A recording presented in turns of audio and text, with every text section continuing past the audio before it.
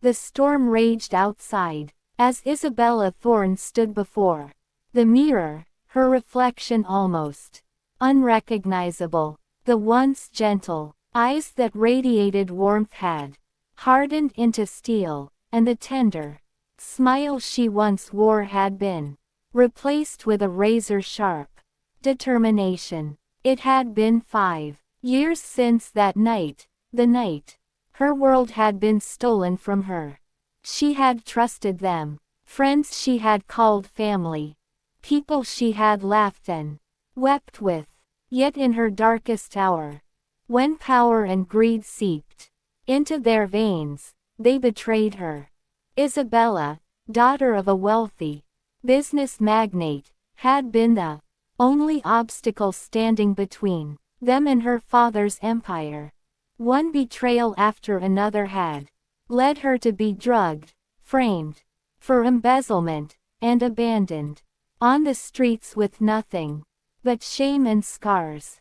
But she hadn't died. Instead, she endured. She learned. She sharpened herself into a weapon. And tonight, her vengeance began.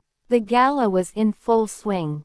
Chandeliers blazing overhead, champagne glasses clinking, and laughter echoing through the grand ballroom. The elite of the city paraded in glittering gowns and tailored suits, oblivious to the storm that had stepped among them.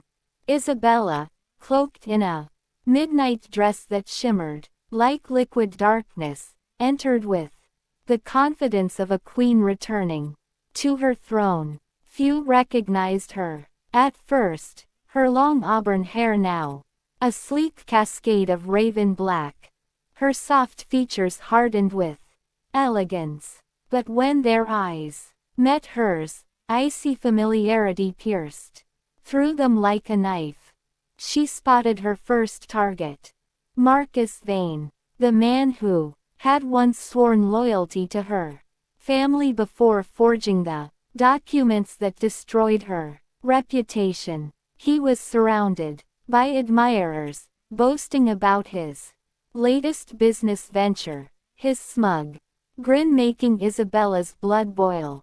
She approached, her heels striking the marble floor like a countdown. "Marcus," she purred, her voice smooth as silk.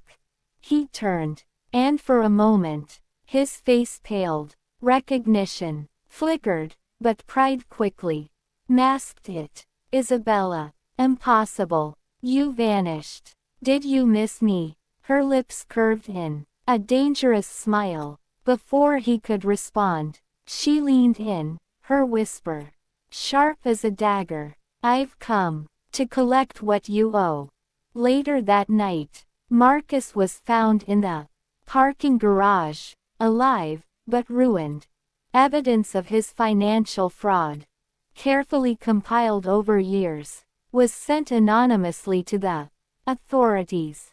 By morning, his empire crumbled. Isabella's revenge was precise, leaving him gasping in the ruins he had built on betrayal.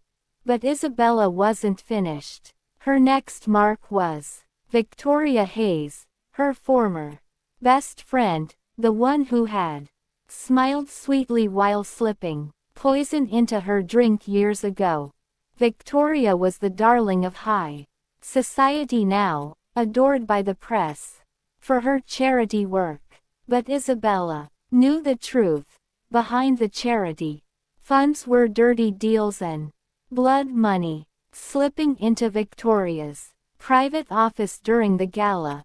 Isabella uploaded files onto the computer, ones that exposed Victoria's crimes to the world.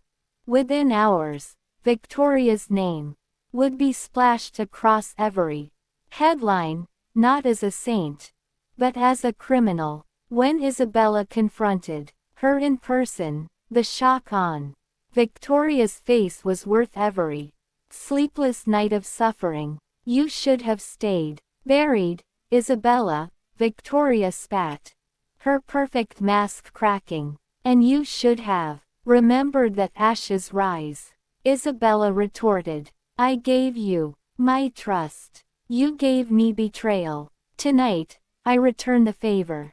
One by one, Isabella dismantled them all. The men who schemed, the women who lied, the allies who turned enemies. They fell like dominoes. Each downfall was not just punishment, but a message. Isabella Thorn was no longer the fragile girl they had destroyed. She was reborn, sharper than ever, wielding vengeance like a crown.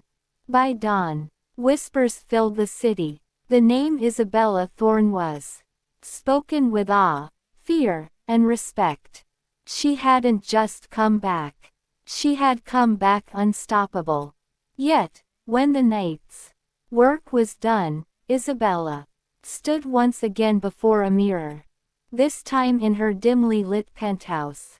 Victory tasted sweet, but it carried the weight of her pain. She had avenged her family name, reclaimed her dignity, and shown the world that betrayal had a price. Still, her reflection asked her a silent question. Was she free now, or forever bound to the fire of vengeance? Her lips curved, not in sadness, but in grim resolve.